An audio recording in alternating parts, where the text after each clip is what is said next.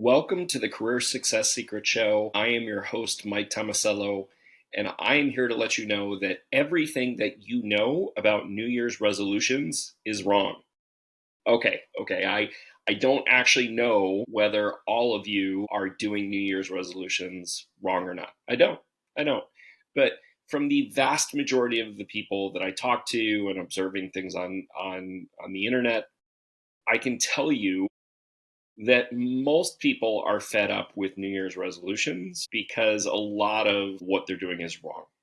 And so, New Year's resolutions, what I am seeing in the marketplace, what I'm seeing around the world, is most people are viewing New Year's resolutions as sort of a nice to have. And anytime you have something that's a nice to have, you're not necessarily committed to it.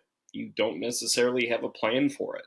You're not necessarily taking action on it. And so, what's happened over the past 20 years or so is most people have given up on the concept of even setting New Year's resolutions because they're so fed up with setting a goal for themselves and then it's sort of flustering or just not happening, which is totally understandable. However, if we can get back to what the true meaning of resolution means, what the true meaning of New Year's resolutions means, it might be a much more effective tool for you. Now, I have good news. Even if you're not listening to this in January or December, even if you have no intention of setting any New Year's resolutions, I do think you're going to get something out of this episode because we are going to be talking about some things that can help you achieve your goals more effectively. So let's get into it. The first thing I want to talk about is the importance of actually setting a resolution. Resolution comes from the word resolute. And whether you're talking about resolute or whether you're talking about resolution, it means I resolve that this is going to happen. I am committed to this happening. Feel the energy of that statement. That is an unwavering commitment to have something happen. So that's where the word resolution comes from. But how many of us, or how many of us in talking with other people that have set resolutions over the years, are actually looking at it as an unwavering commitment to yourself? My guess is probably not too many. Otherwise, we wouldn't be having this conversation. Otherwise, resolutions would be a lot more popular. Now, what I will say, even if you have not decided on any New Year's resolutions for the year, these can be goals. If you don't want to call them resolutions, that's totally fine. But a lot of these concepts are still going to apply. If you don't have an unwavering desire to see this happen, it's a lot less likely to happen. Anytime we are shooting for something in life or business or career that we've never done before, it's going to require us to change. And change for most people, I know change used to be friggin' hard for me. It probably still is. In order to change, we need to become something different than what we have been in the past. And so any big goal requires us to make some change on some level. At a minimum, it's going to require us to do some new actions or to do actions at a level that we've never done before in order for that to happen. Now, anytime we're talking about commitment, anytime we're talking about really resolving to do something, I think back to one of my favorite movies, The Empire Strikes Back, for you Star Wars fans out there. And Yoda, the wise 800 plus year old Jedi Master, is talking to Luke, and Luke's talking about, I'm trying my best. He's pretty much whining about it. And Yoda just looks at him very gravely and calmly and says, do or do not. There is no try. Do or do not. There is no try. So not to say that things are going to come the first time we do them, not to say that as we learn and become better, that we can't make things easier on ourselves, but we can either make a commitment to doing something or we don't. So love that quote. Hopefully it resonated even with those of you that aren't Star Wars fans. So once that commitment is there, once that burning desire is there that you want this change, whether it's losing weight for yourself, whether it's getting a promotion, whether it's getting a salary raise, whether it's landing a new job. The thing that I find most people are missing is some sort of system of organization. Some sort of system of organization. And so, what I would encourage you to do, and that what I've seen from some of the most successful people that I know, is to have a weekly goal system or a weekly tracking system. And so I'm going to recommend that you set weekly goals around whatever projects you have in life so that you're continually looking at the things you want to accomplish in the world, the things you want to accomplish in your life, and you have actionable steps that you can take to move for it. A lot of us set goals and we put them aside, and sometimes we forget to look at them ever again. Or we look at them once a week, or we look at them once a month. Well, what if we looked at them regularly, at least once a week, and then more importantly, set sub goals? And when I say goal, when I'm talking about this level of goals on a weekly or daily basis, I'm primarily talking about action goals, habit goals, or time-based goals. And so some of you have a long-standing goal or a recent goal to land a new job. How many of you have goals around number of applications that you're going to submit per week? How many of you have goals around how many hours per week are you going to spend on your job search? How many of you have goals around how many hours per week that you're going to spend on outreach? And for those not familiar with the word outreach, I mean reaching out to a human being. Could be an email, could be a DM, could be a phone call, could be a text, and outreaching specifically for the purpose of either applying for a job or networking. And I would argue that an effective job search probably has both of those.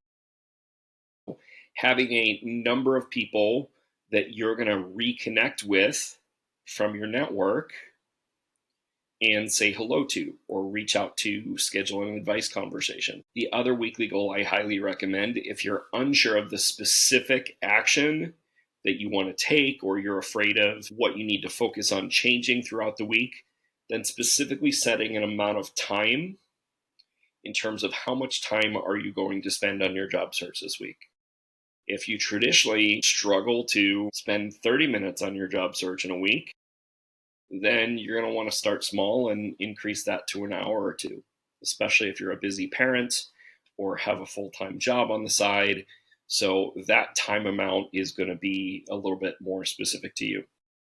Now, for those of you that are unemployed or underemployed, you want to say to yourself, well, hey, if I was employed, in most countries around the world, I would be working at least 40 hours a week if I was to get a full-time job. And so are you setting a goal to at least work up to spending 40 hours a week or whatnot on your job search? Now, I'm not here to belittle you if you think 40 hours a week is unrealistic or healthy or whatever. I'm just giving you a guideline and a suggestion in terms of what you might want to aspire to according to traditional work week norms. So if the amount for you ends up being less than that, that's totally fine. But it stands to reason the more time you spend on any given activity, the more time you have to take action, the more actions you take, the greater the chance that you're able to achieve a result, especially if you're doing the same action over and over again. So time spent is a great thing if you're unsure about what the best actions or what the best habits are for you. So, and your weekly goals don't have to be just around career. Your weekly goals don't have to just be around job search. You can have weekly goals around your children. You can have weekly goals around your significant other. You can and probably should have weekly goals around your health. And you want to dial it down to something that's really manageable to you in terms of what are the things that have the greatest impact that are most likely to move you towards those goals that you set for yourself. So using the job search example, for job search, my clients and even my non-clients, the people that tend to spend the most time on their job search tend to get hired and tend to get multiple job offers more frequently and sooner. Also, from all of those people I mentioned, the people that tend to reach out to human beings and not just apply online tend to get hired faster.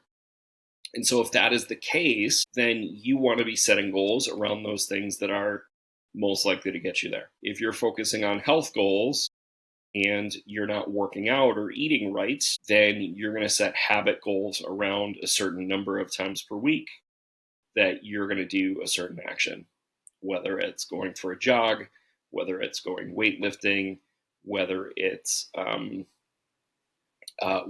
eating healthy. So there's a lot of different ways to break it down. So I'm really curious. I'd love to hear from some of you. What are those weekly goals that you think you need to be setting for yourself?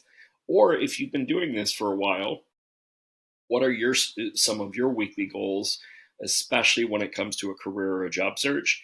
I think it'll be helpful to a lot of the other listeners out there. I'd love to see you share it. I think you find that the more that you get in the habit of doing this every week, the more accountable you will start to be for yourself. And I think back to something that one of my mentors taught me. His name's Davey Tibierski. He used to be a chief operating officer for a $1 billion corporation before he decided to go off on his own. And he always used to tell me, the amount of stress you feel is in direct correlation to the lack of systems you have. The amount of stress you feel is in direct correlation to the amount of stress you have. So if you're not achieving your goals, particularly if it's really stressful for you, you probably don't have a system of reminders in place. You probably don't have a system remind you of your goals, the actions you need to take, double checking to whether or not you actually achieve them or not. And so I don't know what that looks like for you. So it could be using your Google Calendar or your Microsoft Outlook more effectively. For you, that could be using the reminder systems. For me, I have an app on my phone called Habits where I track all of my goals for the week. I also have a daily and weekly planner, a paper one. And even though most people, it can be challenging to use both, I find it very helpful to use both from a calendar perspective and then being able to write out my thoughts and look at my thoughts over multiple pieces of paper. Curious to hear what systems you're using. Please share that feedback. So let's wrap all of this up in a bow so you can go out there and start taking action on your goals. All you need to do to start is you need to pick a day on your weekly calendar when you think you're going to be able to review and plan for your week. For most people, that's usually going to be a Friday afternoon or evening, a Sunday, or a Monday morning. Yours can be different, but whenever the end or beginning of your week traditionally happens is the best time to do it. And you're going to spend not a lot of time, 5-7 minutes looking back in terms of how you did on the previous week, how you did with your goals on the previous week. And you're going to ask yourself, what can I do even better for the next week? What can I do even better for the next week? Let's keep it simple. Then you're going to evaluate what are your new goals for the week and what goals or habits are going to carry over. And so I often use goals and habits interchangeably because I do believe the majority of the things that are going to get you to where you want to go, they're going to need to be habits at least temporarily. So if you're not doing something on a daily basis or a multiple time a week basis, you're sending a message to your nervous system that that goal is not particularly that important to you. So even if it's something small, even if it's something that you can just do in 30 seconds or 60 seconds, try to think around each of your big goals or big areas of life that are important to you. What's something that you can potentially be doing daily? So you're going to schedule this weekly event into your calendar so that it's recurring, same day, same time every week. You can always move it. However, if you move it, you got to move it. You can't just delete it. You can't just ignore it.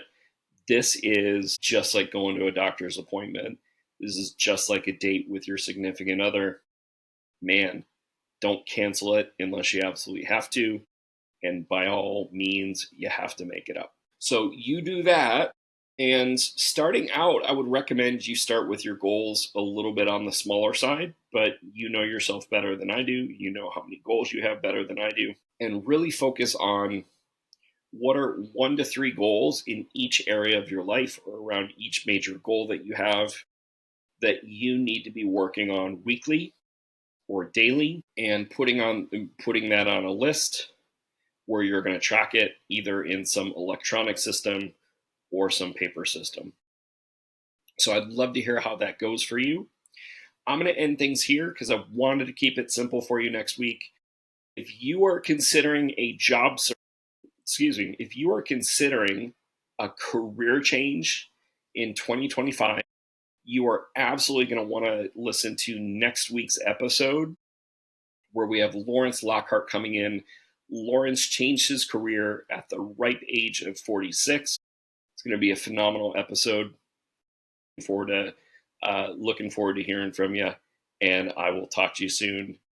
Thanks. I'm Mike Tomasello with the Career Success Secret Show.